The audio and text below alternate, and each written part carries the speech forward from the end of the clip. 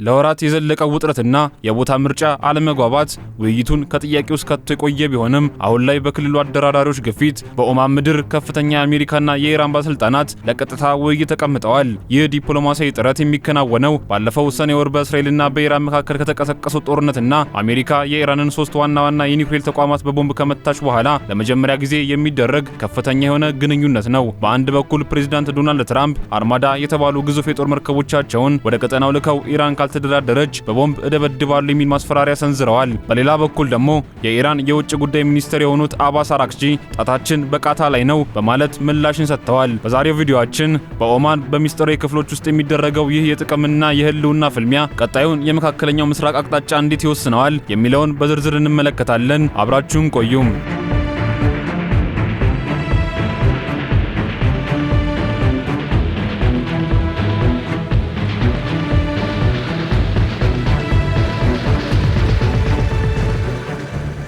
በዛሬው ዕለት ከፍተኛ የአሜሪካና የኢራን ባለስልጣናት በኦማን ምድር ለቀጥታ ውይይት የሚያደርጉ ስብሰባ በሁለቱ ሀገራት መካከል ተፈጥሮ የነበረውንና ወደ ቀጥተኛ ወታደራዊ ግጭት ሊያመራ ይችላል ተብሎ የተፈራውን ቀውስ ለማርገብ እንደ ወሳኝ አጋጣሚ የሚታይ ነው። ይህ ዲፕሎማሲያዊ ጥረት የሚከናወነው ባለፈው ሰኔ ወር በእስራኤልና በኢራን መካከል ከተቀሰቀሰው ጦርነትና አሜሪካ የኢራንን 3 ዋና የኒውክሌር ተቋማትን በቦምብ ከመታች በኋላ ለመጀመሪያ ጊዜ የሚደረግ ከፍተኛ ግንኙነት ነው። ለወራት የዘለቀው ውጥረትና የቦታ ምርጫ ለመግባባት ውይይቱን ከጥያቄ ውስጥ ከቶ የቆየ ቢሆንም በክልሉ አደራዳሪዎች ግፊት ግን አሁን ላይ ስብሰባው በኦማን እንዲካሄድ መወሰኑ ለሰላም ጭላንጭል ሆኗል። በአሁኑ ጊዜ የኢራን መሪዎች ከውስጥም ከውጭም ከፍተኛ ጫና ውስጥ ይገኛሉ። ባለፈው ወር በሀገሪቱ የተቀሰቀሰውን የኢኮኖሚ ቀውስ ተከትሎ የተነሳውን ህዝባዊ ተቃውሞ የኢራን የጸጥታ ኃይሎች በኃይል ለማስቆም መሞከራቸው ለብዙ ሺዎች ሞት ምክንያት ሆኗል ሲሉ ተንታኞች ይናገራሉ። በዋሽንግተን መቀመጫውን ያደረገው የሰብአዊ መብት ተሟጋች ድርጅት እንደገለጸው ከሆነ ቢያንስ 6883 ሰዎች መገደላቸው የተረጋገጠ ሲሆን ከ50 ሺህ በላይ የሚሆኑ ዜጎች ደግሞ ተለቅመው ታስረዋል ብሏል። ይህ ውስጥ ያለመረጋጋት የኢራን አገዛዝ ከ1979 አብዮት ወዲህ ባልታየ መልኩ እንዲዳከም አድርጎታል ይላሉ።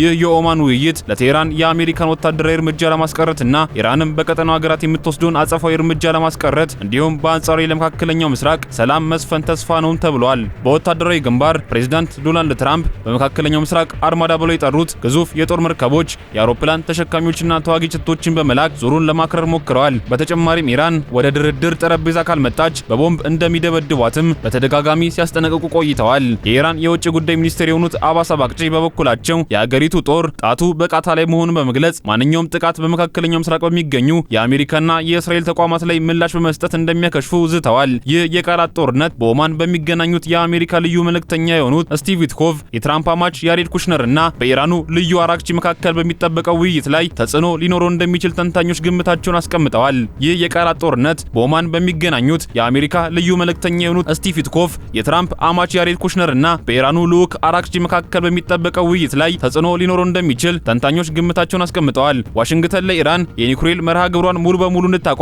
የባላስቲክ ሚሳኤል ልማቷን እንድትገታና አክሲስ ኦፍ ሬዚስታንስ በሚል የምትጠራቸውን እንደ ሐማስ፣ ሄዝቦላና ሁቲ ያሉ ቡድኖችን ድጋፍ እንድታቆም ትፈልጋለች። ይሁን እንጂ ቴህራን ውይይቱ በኒውክሌር ጉዳይ ላይ ብቻ እንዲገደብ የምትፈልግ ሲሆን የሚሳኤል ፕሮግራሟና የክልላዊ ተጽዕኖዋ የሉዓላዊነት ጉዳይ በመሆናቸው እንደማይደራደሩባቸው ገልጻለች።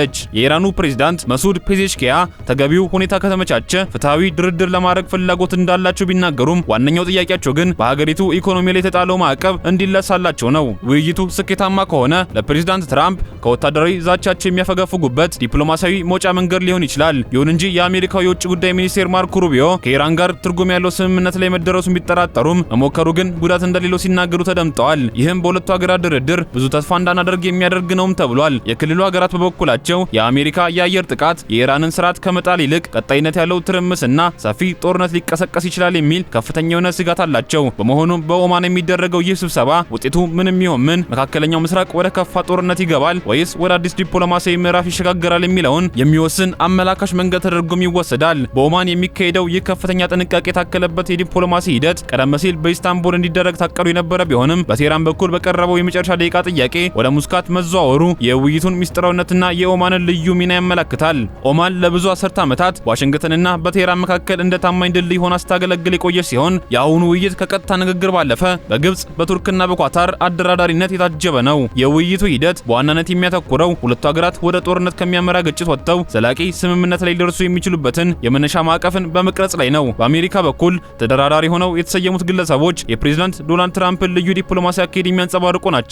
ስቲቭ ዊትኮፍ እንደ ልዩ መልእክተኛ ተሰየሙ የቀረቡ ሲሆን ከሳቸው ጎን ደግሞ የትራምፕ አማች የሆኑት ያሬድ ኩሽነር መገኘታቸው ትልቅ የሆነ ትርጉም አለው። ኩሽነር ቀደም ሲል በመካከለኛው ምስራቅ የአብርሃም ስምምነትን በማስተባበር ረገድ የነበራቸው ልምድና በፕሬዝዳንቱ ዘንድ ያላቸው ከፍተኛ አመኔታ አሜሪካ ጉዳዩን ከባለ የዲፕሎማሲ መስመር ወጣ ባለና በግላዊ ግንኙነት ላይ በተመሰረተ መልኩ ለመፍታት መፈለጓን ያሳያል። እነዚህ አደራዳሪዎች ከቀድሞ የውጭ ጉዳይ መስሪያ ቤት ባለሙያዎች ይልቅ የትራምፕን ከፍተኛ ጫና ስትራቴጂ ወደ ተግባራዊ ስምምነት ለመለወጥ የሚጥሩ የቅርብ ታማኞች ናቸው። በኢራን በኩል ልኡካኑ የሚመሩት የውጭ ጉዳይ ሚኒስትሩ አባስ አራቅቺ ደግሞ በኒውክሌር ድርድር ረገድ ረጅም ልምድ ያላቸው አንጋፋ ዲፕሎማት ናቸው። አራቅቺ እንደ አውሮፓውያን አቆጣጠር በ2015 የኒውክሌር ስምምነት ጊዜ ቁልፍ ሚና የነበራቸው ቢሆንም አሁን ግን እጅግ አስቸጋሪ በሆነ ሁኔታ ውስጥ ይገኛሉ። በአንድ በኩል በሀገሪቱ ውስጥ የተቀሰቀሰው ህዝባዊ ተቋሙና የኢራን ውድቀት ተከትሎ የአገዛዙን ህልውና የማዳን ኃላፊነት ያለባቸው ሲሆን በሌላ በኩል ደግሞ የሀገሪቱ ከፍተኛ መሪ አያቶላ አሊ ካሚኒ ቀይ መስመሮች ሳያሳልፉ ማዕቀብ የሚነሳበትን መንገድ መፈለግ ይጠበቅባቸዋል። አራቅቺ ከሳምንት በፊት ጣታችን በቃታ ላይ ነው በማለት የዛቱት ንግግር በድርድር ጠረጴዛው ላይ ኢራን ደካማ ሆና እንዳትታይ ለማድረግ የተጠቀሙበት ስልት እንደሆነም ይገመታል።